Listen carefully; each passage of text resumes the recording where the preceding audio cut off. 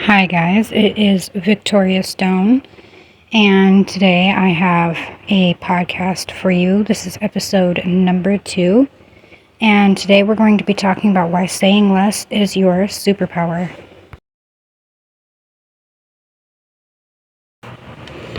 The first thing I want to say is if you're in a position of life where you're going through change, or maybe you're trying to implement change, and you're finding yourself always arguing with everybody else, you feel like you're in confrontation with everyone around you, stop. Just stop. They're literally stealing your energy that you have that you could be putting towards the things you're trying to make happen, and they're getting in your way by stealing your energy. Stop arguing with everyone around you. Stop allowing yourself to be in confrontation with them. If they want to be in confrontation with them, cool. In confrontation with you, cool. But that has nothing to do with you. Let them be in confrontation. You got things to do. Stop trying to prove to everyone that you're the new version of yourself that you feel like you are, and just be that. Also, don't allow people to take up real estate in your mind or in your energy.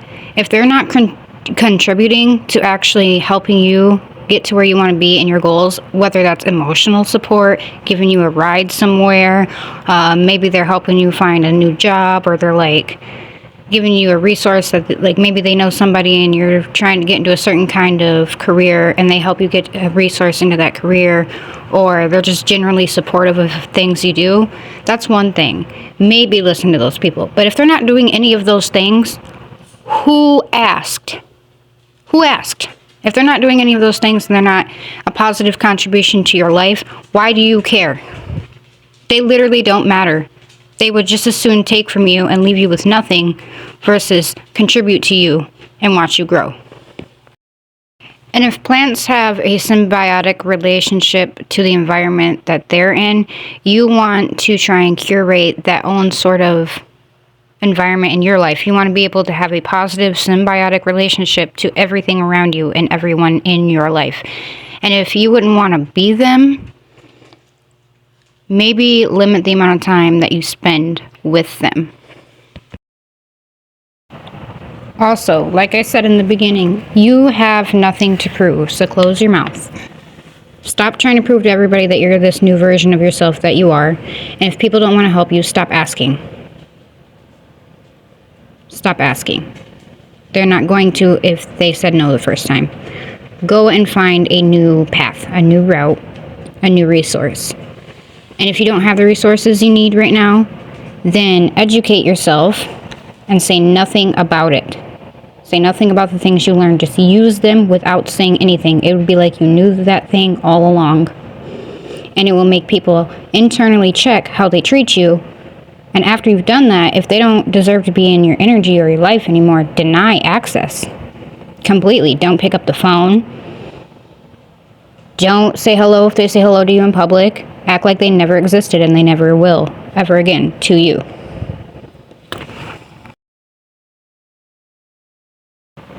And if that puts you in a temporary period of isolation, okay, so be it. The way I look at isolation is I look at isolation like it's a school. And school has an expiration date. And if you don't use your time wisely, you're going to be repeating that same grade all over again. Also, I kind of look at isolation as like an opportunity. The way that Hollywood stars disappear and come back with a rebrand. That's what I try and use isolation to do every single time, even if it's something small. And whatever you've been through before this period of isolation, you need to reflect on that and like really dissect it to understand what the lesson was supposed to be, so that you understand what you gained from whatever you went through prior to this isolation, and that'll help you better understand what you're actually gaining through your isolation. And let's not forget, the people who hurt you are not going to be the people who heal you. So even if you care about them and you love them, you want their validation, their love, affection, approval, you want them to be proud of you, whatever the case may be, if they are the people who hurt you, they will not and cannot be the people to heal you, because they never understood how to treat you in the first place. And when you understand and accept this, you'll actually be the person that you were trying to be before, and you'll probably do it better than you were trying to do it before, and then you're probably going to get those people's validation, love, approval, whatever it was you were seeking in the first place, but you're not going to freaking want it by then. And really, what is someone else's approval or validation or love even going to do for you? Can they do more for you than you can do for yourself? Can they treat you better than you can treat yourself? Can they support you better than you can support yourself? Do they actually give a fluff to begin with? Because if you care and they don't, well, there's your problem right there. Not to mention, you need to evaluate the patterns of relationships with people who have been in your life for long periods of time, and from an unbiased standpoint, decide if that's something that you think you should continue with. If you heard your friend telling you about how certain people treat you in your life, would you be angry for that friend or not? And if you would be angry for that friend because of how people are treating that friend, then why are you not angry for yourself and standing up for yourself? Speak the truth, fuck the risk. And if life is trying to throw you curveballs, if people are purposely fucking with you, give yourself 12 hours to feel however you need to feel about that. But then at the end of the 12 hours, set an alarm if you have to. At the end of that 12 hours, you then have to make the choice. Are you going to stay in your feelings, or are you going to get to work and do something about it? And if people are purposely going out of their way to fuck with you, fuck with them, but do it better. That's where the education and saying nothing comes in. That's also where you keeping your mouth shut and not proving to people that you're this new person is going to come in, because that's going to give you the upper hand every single time, especially if they're operating under the pretense that you're this person that you were before. Maybe you were a people pleaser before.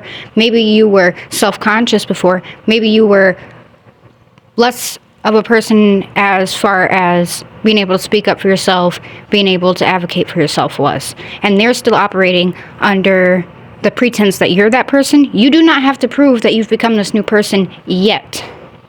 Let your actions speak for themselves, and stay silent even after your actions have spoken for themselves, because if you do it right, they're going to be mad, but you're still not going to be in the wrong. And you're not going to be like in any legal trouble or anything. Fighting it out is going to get you in legal trouble. You know what I mean? Do it better. Do it bigger. A perfect example of this is when companies are doing illegal things and think that you do not have access to HIPAA laws. HIPAA laws are free and Googleable for anyone. There's just a lot of them to read through, but if you know HIPAA laws, you can protect yourself at work, medically, anywhere in life.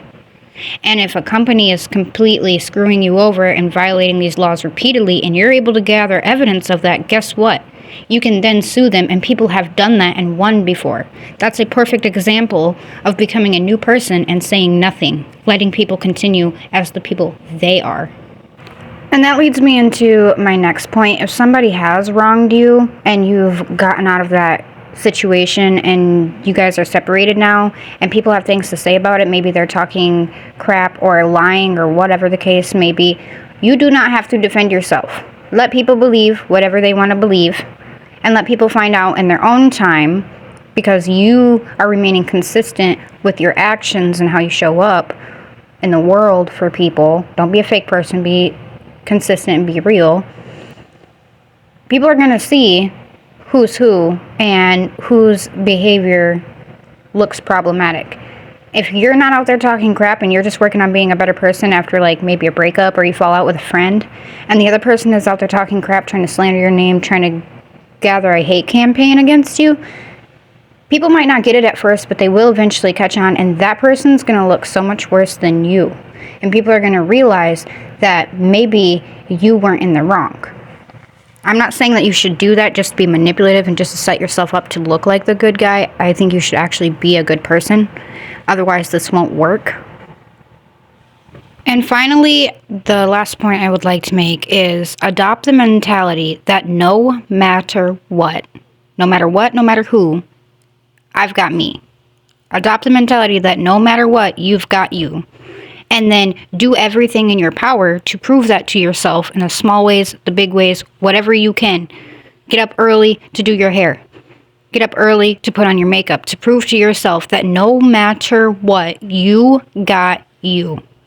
And if you're going through something really difficult now, then implementing this practice now when shit's heavy is going to really set you up for success and put you way ahead of other people once you make it out of this temporary negative situation. And anything negative that you go through is temporary unless you choose to stay there.